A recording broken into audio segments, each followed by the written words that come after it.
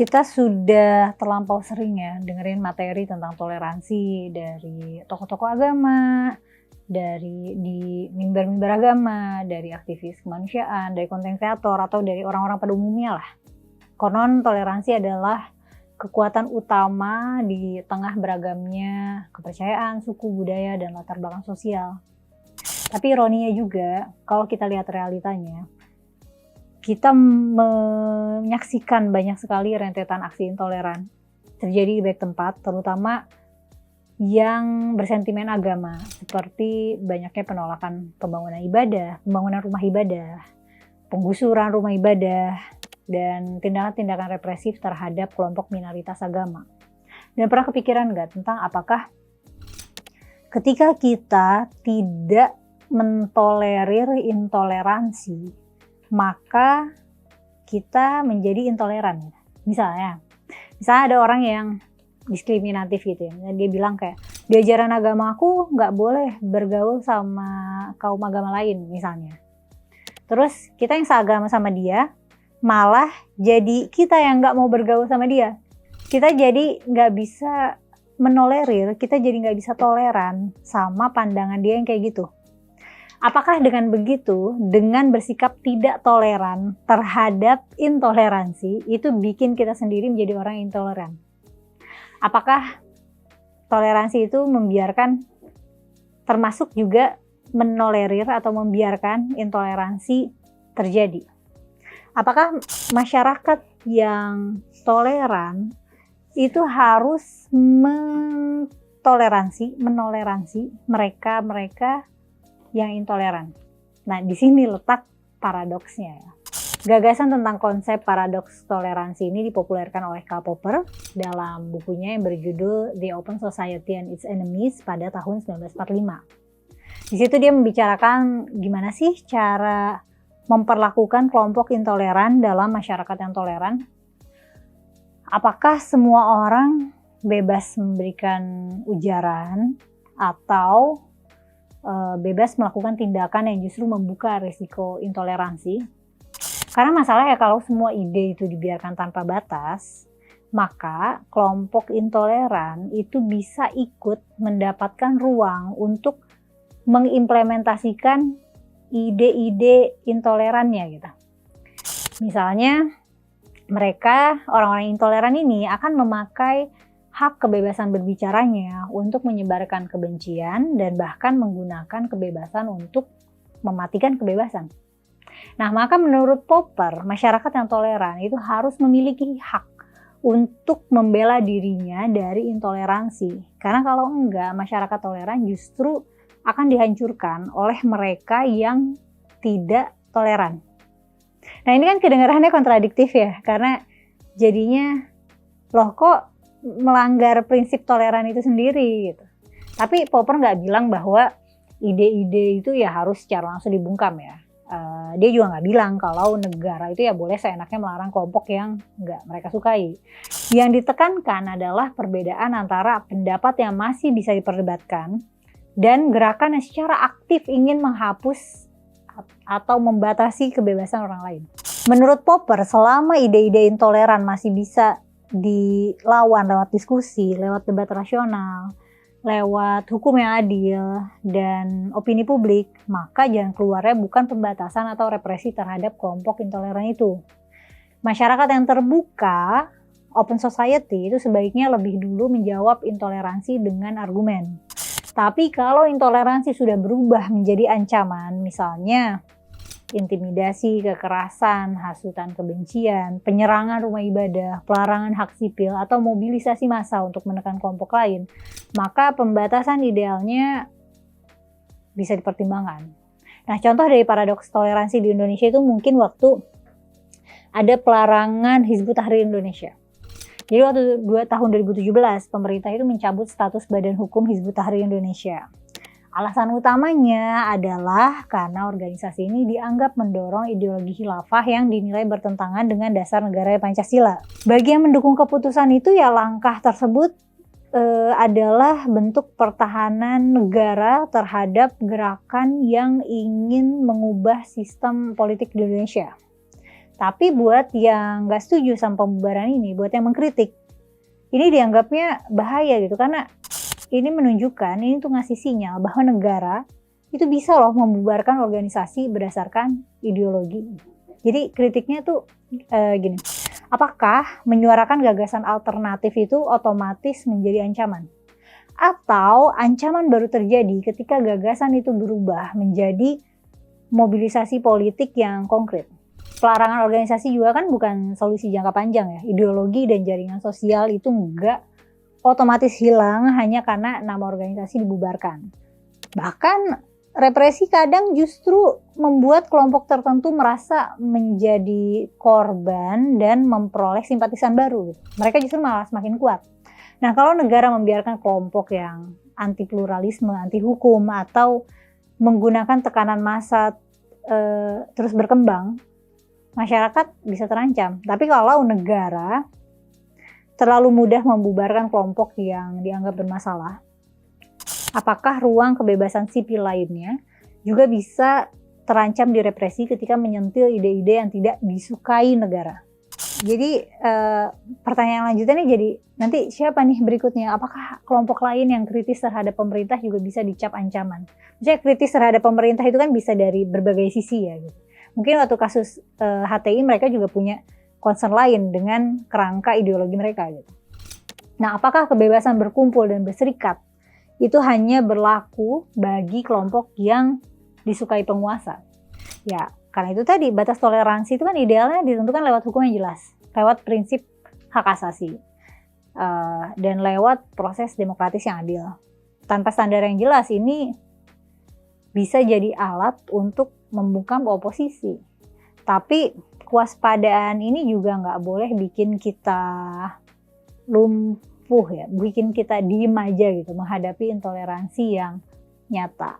Karena kalau masyarakat terlalu sibuk menjaga perasaan kelompok yang intoleran, atau kita takut sama reaksi kelompok intoleran, yang dikorbankan biasanya kelompok yang rentan.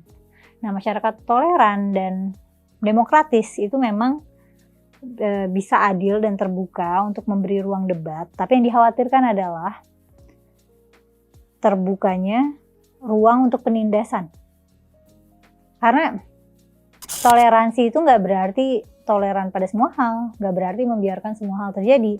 Kalau ada orang yang keyakinannya beda, cara hidupnya beda, atau pandangannya bikin kita nggak nyaman, ya itu memang bagian dari hidup bersama, itu konsekuensi hidup bareng. Kita nggak bisa memaksa semua orang berpikir sefrekuensi sama kita. Tapi kalau perbedaan ini mulai dipakai untuk menekan orang lain, ya itu lain cerita lagi. Misalnya orang bilang, oh menurut agama saya kelompok itu sesat, jadi mereka tuh nggak boleh punya rumah ibadah. Atau kami mayoritas di sini, jadi mereka harus menyesuaikan diri di sini. Itu kan udah bukan sekedar pendapat dalam lingkup pribadi, itu sudah masuk ke upaya mengatur hak hidup orang lain, upaya untuk membatasi kebebasan orang lain. Aturan agama itu kan dianut untuk dipatuhi penganutnya, bukan untuk merepresi orang-orang yang tidak menganutnya. Nah, orang boleh aja percaya agamanya paling benar gitu. Orang boleh aja nggak setuju dengan keyakinan orang lain. Orang juga boleh aja nggak suka dengan cara hidup tertentu. Tapi seseorang itu nggak boleh memakai keyakinannya untuk mengintimidasi, mengusir, melarang beribadah, atau membuat warga lain diperlakukan seperti warga kelas 2. Tapi masalahnya juga kelompok intoleran ini suka pakai bahasa atau istilah yang terdengar wajar dan terdengar toleran justru ya. Mereka kadang bilangnya, iya ini kan kita sedang menjaga moral bersama gitu. Kita sedang menjaga akidah kita menjaga ketertiban di sini karena ini meresahkan gitu. Kita sedang menjaga lingkungan. Soal larangan ngucapin selamat Natal itu kan argumennya kebanyakan kayak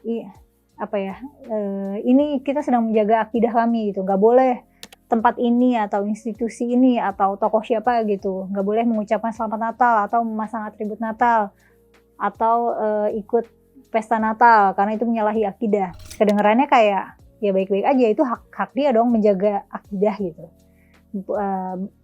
Dia punya hak untuk menjaga dan mempertahankan akidahnya.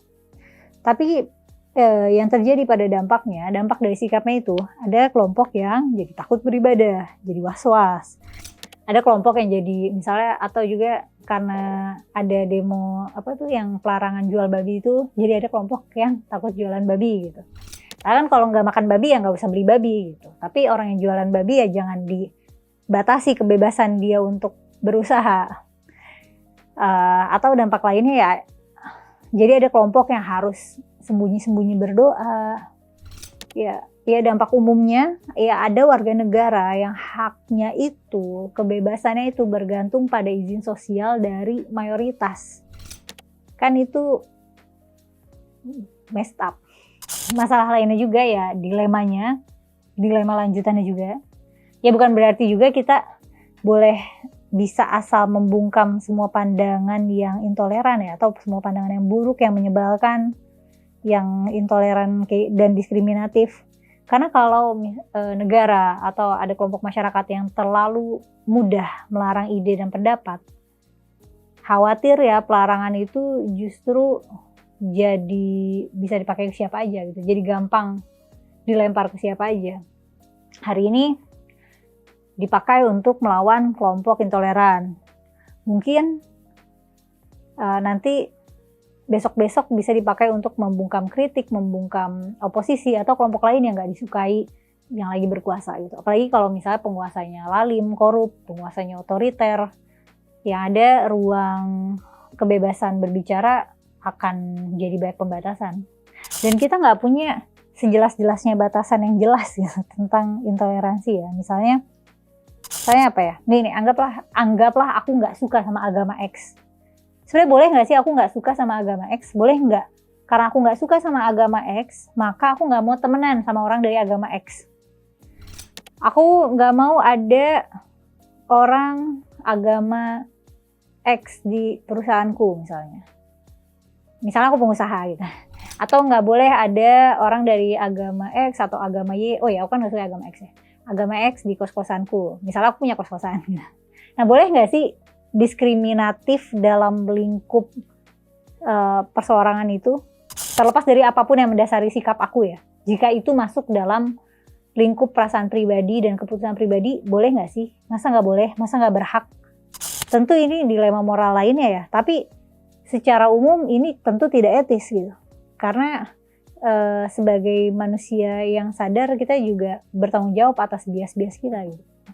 Tapi sebenarnya kalau kita mendasarkan pada penalaran umum, batasannya mungkin bisa cukup jelas. Bukan jelas, tapi mungkin cukup jelas. Kalau masih berupa pendapat, masih bisa dilawan dengan argumen, bentuknya masih kritik, atau bentuknya dalam lanskap pendidikan, atau di dalam forum debat publik, ya harusnya idealnya nggak apa-apa ya.